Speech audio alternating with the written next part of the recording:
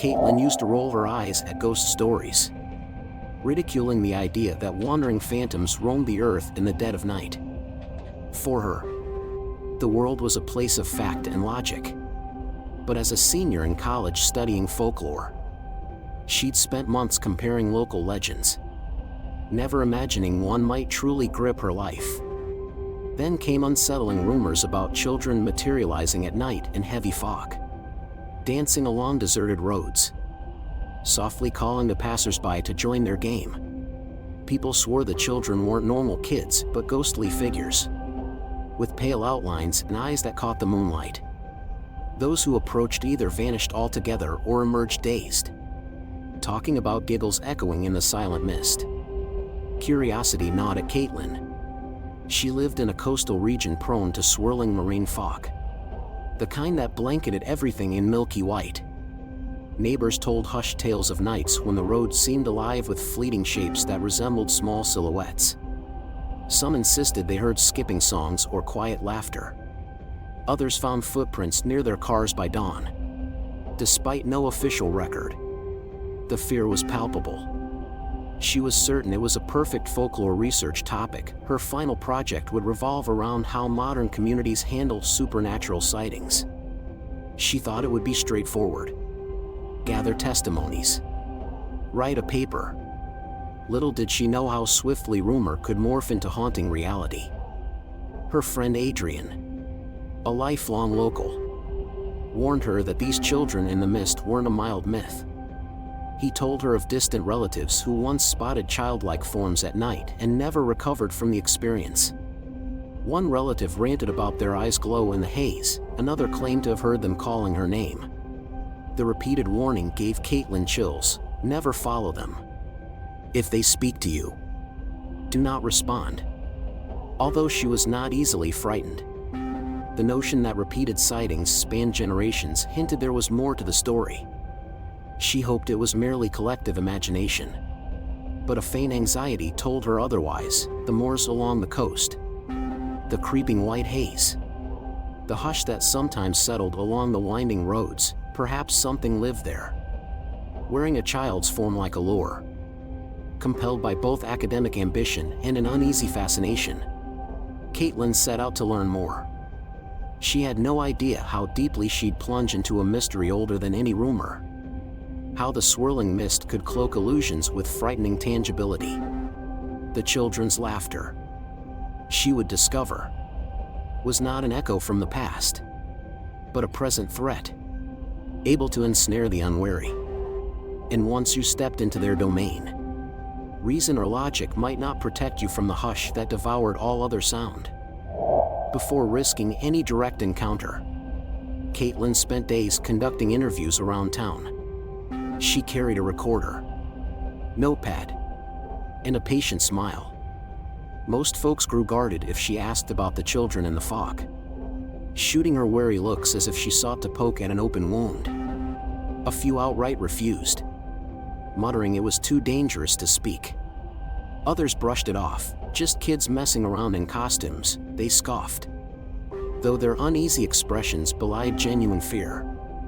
Eventually, she found her first real witness, Marjorie, a weathered resident who'd lived near the moors for over 50 years.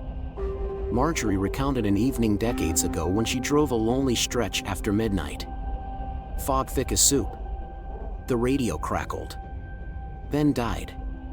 Out of the gloom, small shapes appeared, skipping merrily at the roadside.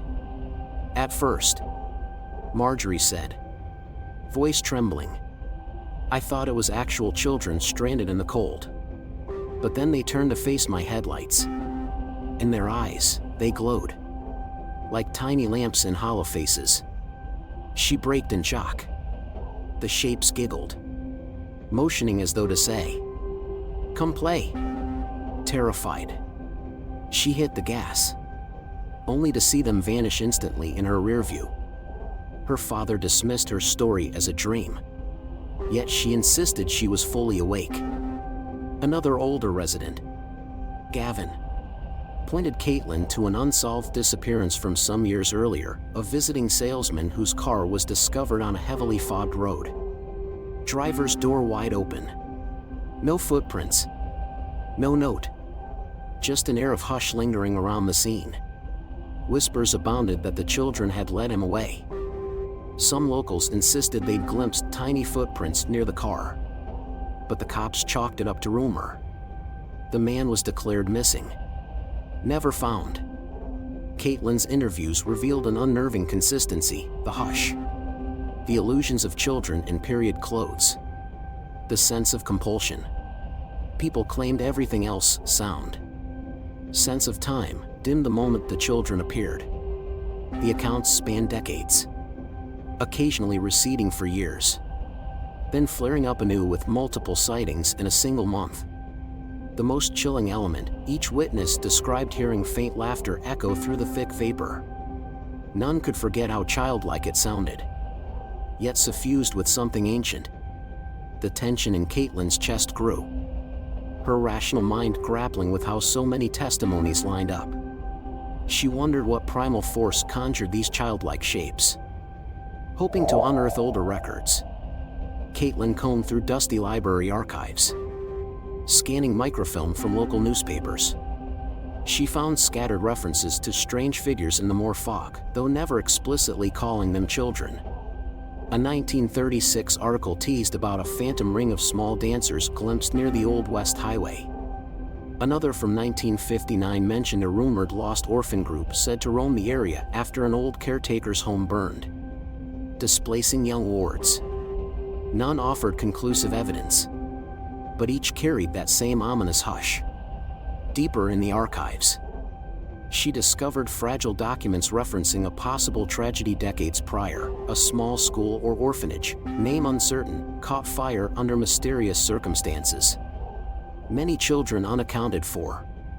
Some believed the remains were never recovered, that the moor swallowed them. A footnote hinted that survivors spoke of hearing giggles at night afterward, as if the children lingered in the moor searching for new playmates.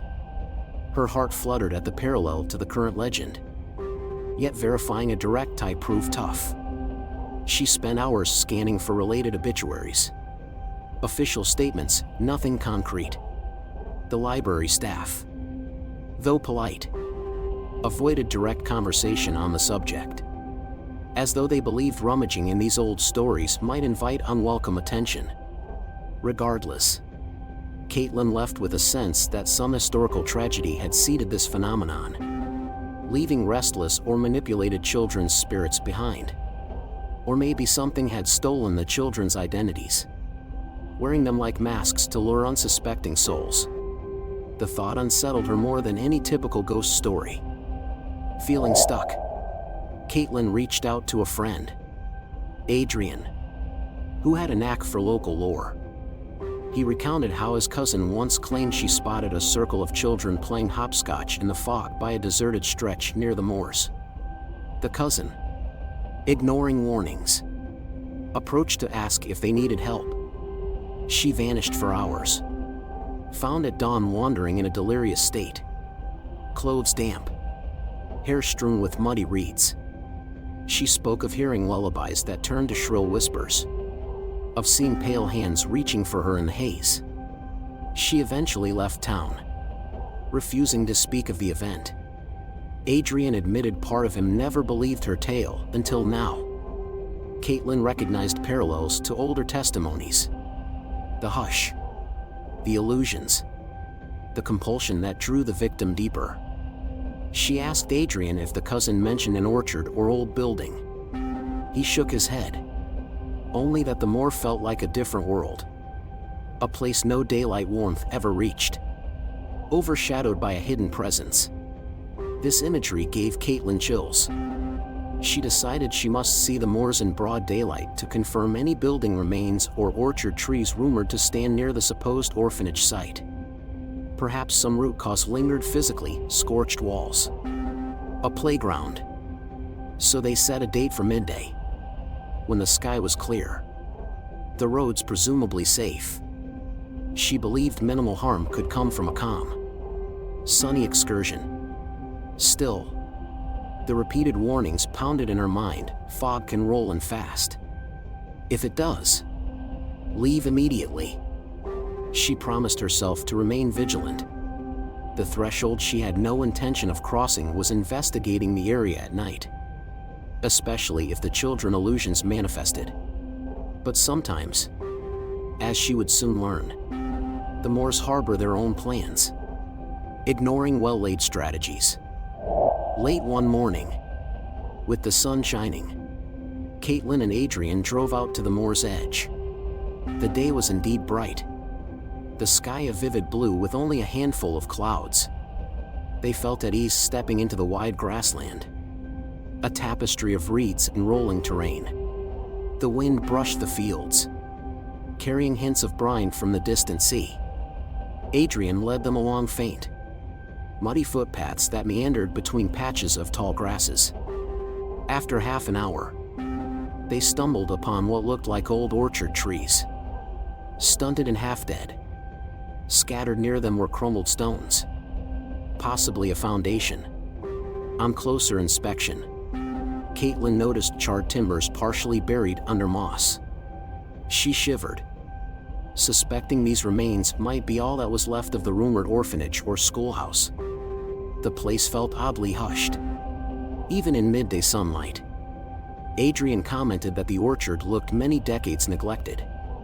Branches twisted in unnatural angles. Some small lumps in the dirt might have been fence posts or corners of old pen enclosures. They took pictures, rummaged gently through piles of debris. Adrian found a rusty metal sign with half the paint flaked away. No visible letters remained. Caitlin discovered an old toy soldier's arm, cracked plastic from a different era. The artifact gave her chills, imagining a child who once played here. She documented everything, feeling the weight of history. Though the sun hovered overhead, she sensed a subtle hush, as if the environment recognized outsiders. She half laughed at her own imagination, but the tension remained. She found footprints in soft mud by a half-standing orchard gate, possibly from other curious explorers or thrill-seeking teens. The footprints suggested at least a small group visited recently. For a fleeting moment, she recalled rumors of fog challenges, where local teens tried to spot the phantom children at night. She prayed they had not met a grim fate. Adrian checked his phone for the forecast. No mention of sudden fog. They concluded their survey with relief, believing the orchard and foundation served as ground zero for the legend but offered no immediate threat in daylight. They parted ways that afternoon. Each content they'd uncovered a potential origin site. Caitlin planned to compile her data into a structured narrative. She suspected the phenomenon was anchored to these orchard ruins. She hoped the children's illusions might fade if the orchard decayed further or if enough time passed. Yet part of her worried that the orchard was only the starting point, and the moor roads themselves formed the children's real domain. 2 nights later, the weather turned unpredictably.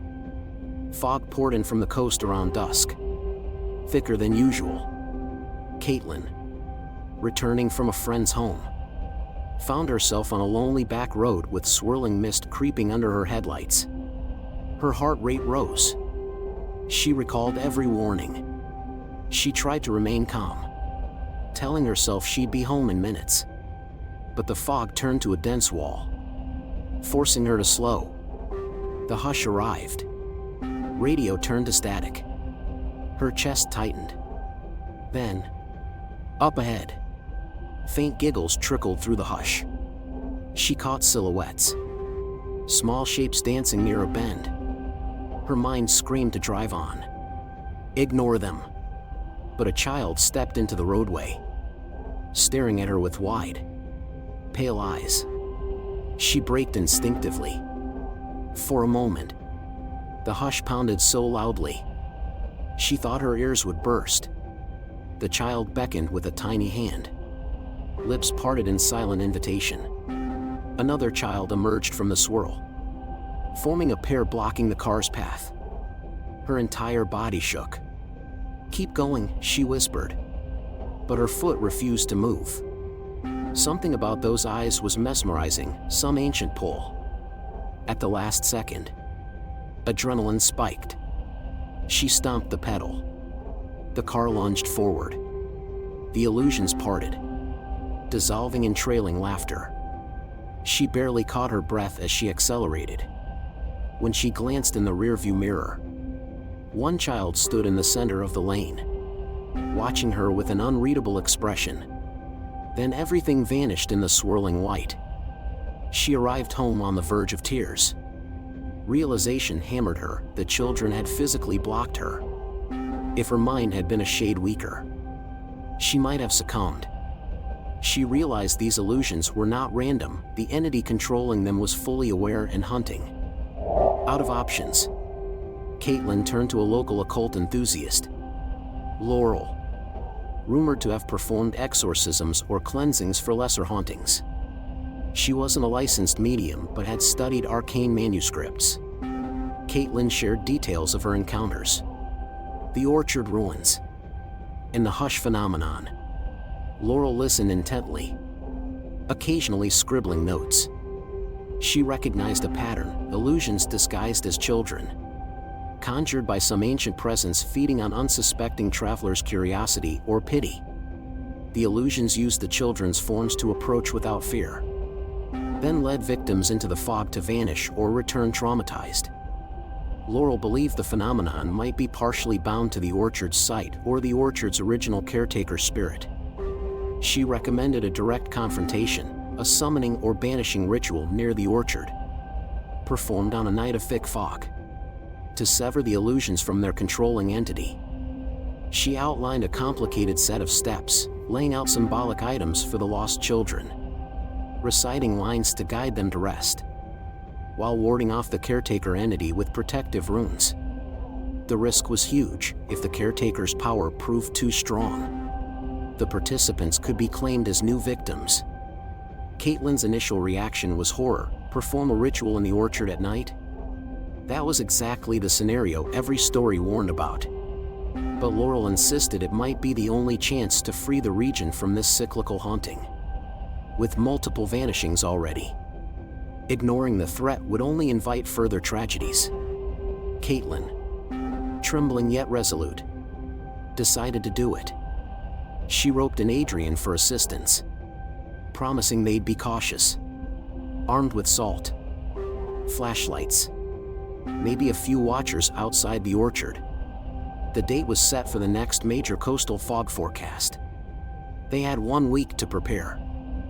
On the chosen evening, an unsettling gloom settled long before sunset. The forecast predicted a dense marine layer creeping inland, precisely the conditions the illusions favored. Caitlin, Adrian, and Laurel arrived at the orchard half an hour before dark, hoping to set up the ritual in the last shred of daylight. The orchard's leaning trees loomed overhead, their gnarled branches swaying in an eerie hush.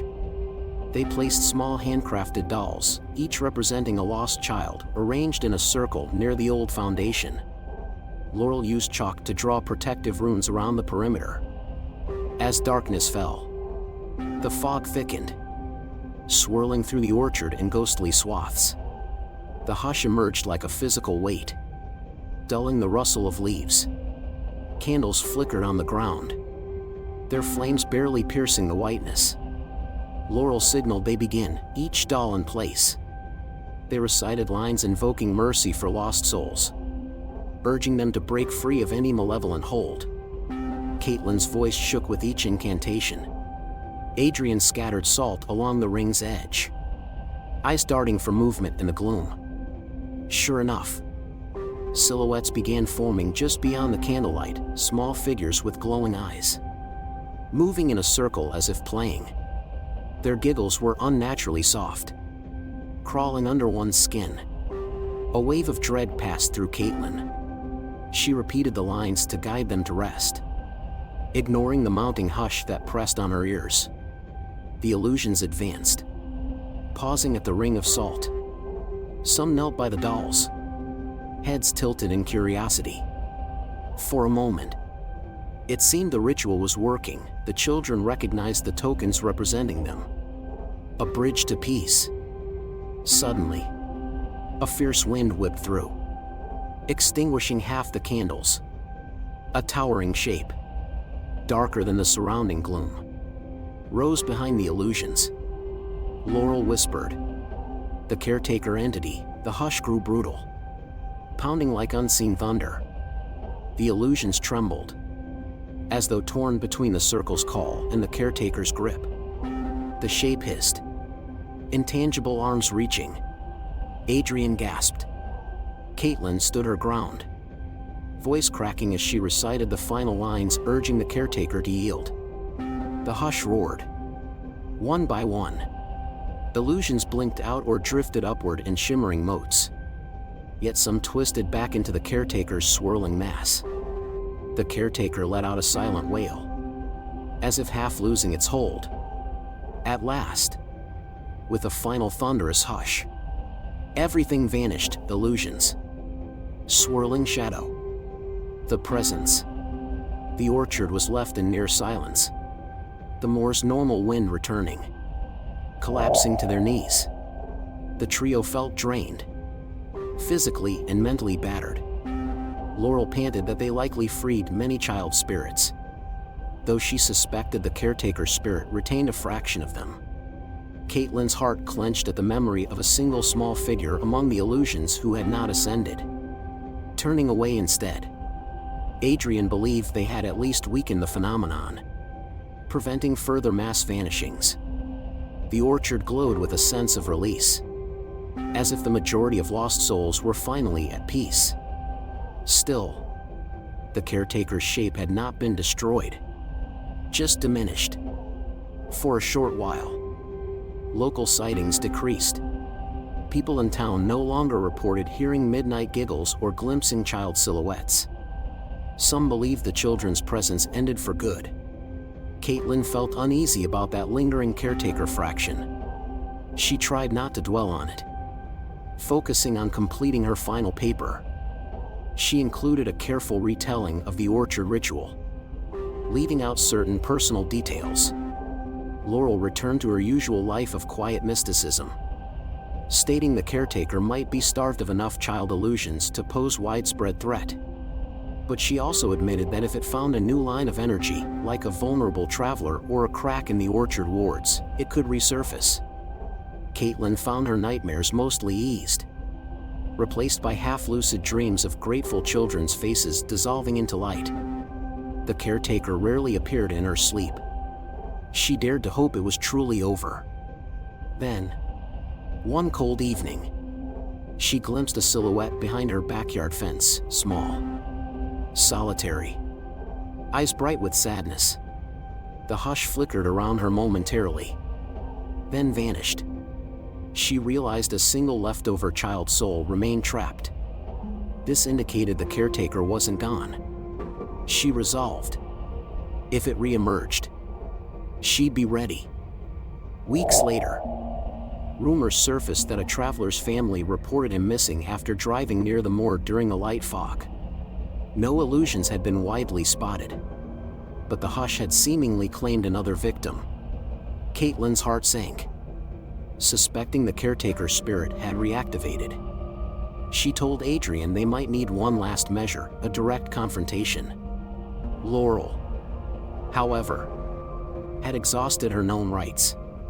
The caretaker might require an approach from within the hush itself, a volunteer to step into the illusions, offering final release to the child or children not yet freed. It was a horrifying concept, akin to letting the caretaker lure someone into the mist. But perhaps that was the only route to sever the last link from inside. Caitlin hesitated. The risk was monumental. She might vanish like so many. Adrian insisted on coming, though Laurel warned the caretaker's illusions worked best one-on-one, targeting a single heart. After agonizing, Caitlin concluded it must be done. She prepared a symbolic charm representing acceptance of the child's final plea for release. She would bring salt, the protective pendant inherited from her grandmother, and the orchard's newly scorched tokens. The plan, once the caretaker illusions beckoned, she would step forward alone, guiding the last child soul to break free. Adrian would remain on standby at a safe vantage to intervene if possible. On a night with forecasted moderate fog, Caitlin and Adrian parked near the orchard. They lit a single lantern, placing it by the orchard's boundary. Fog drifted along the ground, forming pockets of swirling white. The hush slowly rose. Adrian squeezed Caitlin's arm, telling her to be cautious. Never let the caretaker isolate her too far. She nodded, knees trembling. She held the pendant close to her chest, breathing shallow. This might be the final confrontation. She stepped beyond the orchard ring, calling softly to the missing child. The hush enveloped her. Time felt elastic. Soon, faint giggles echoed, overshadowed by a trailing note of sadness.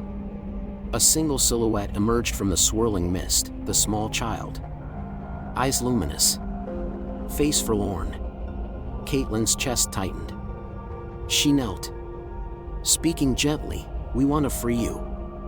You don't have to lead anyone into the haze anymore. Let me help." The child seemed torn, reaching out with a trembling hand. Then the hush spiked, and the caretaker's shape materialized behind him, an impossibly tall shadow with swirling limbs. Caitlin trembled but stood her ground, holding the pendant aloft. The caretaker hissed, illusions flickering. She pressed a pinch of salt onto the child's ghostly hand, reciting quiet lines urging release from the caretaker's hold. The hush battered her ears. Her vision blurred. She sensed the caretaker trying to clamp onto her mind, urging her to follow deeper into the moor.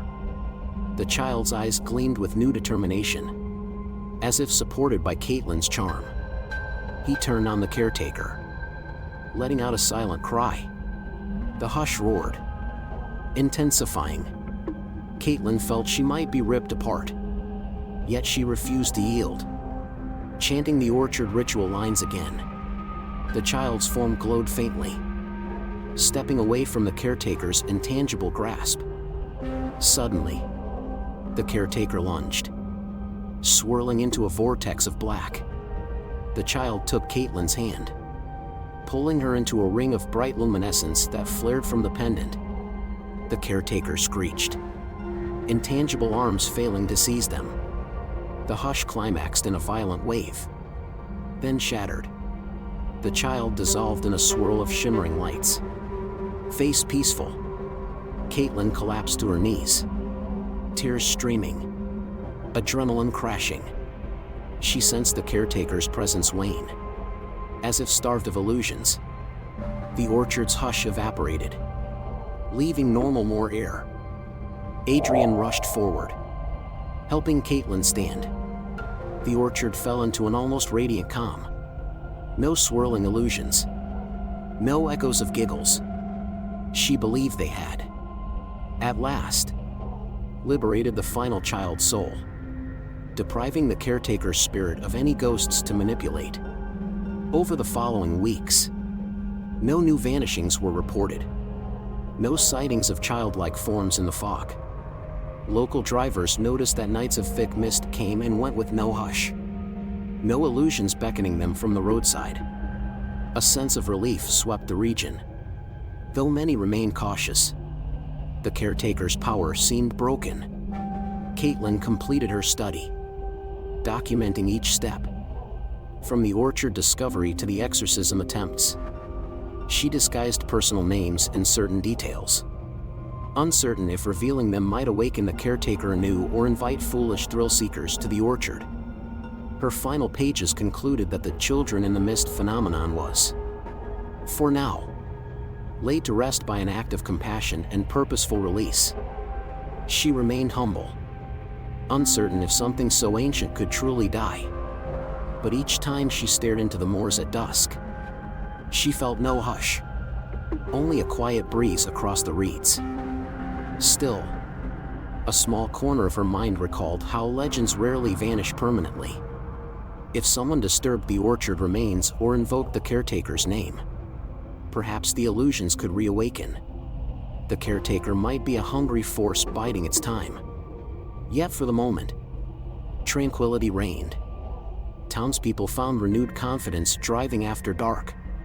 Caitlin no longer suffered nightmares of giggling silhouettes or sorrowful childlike eyes.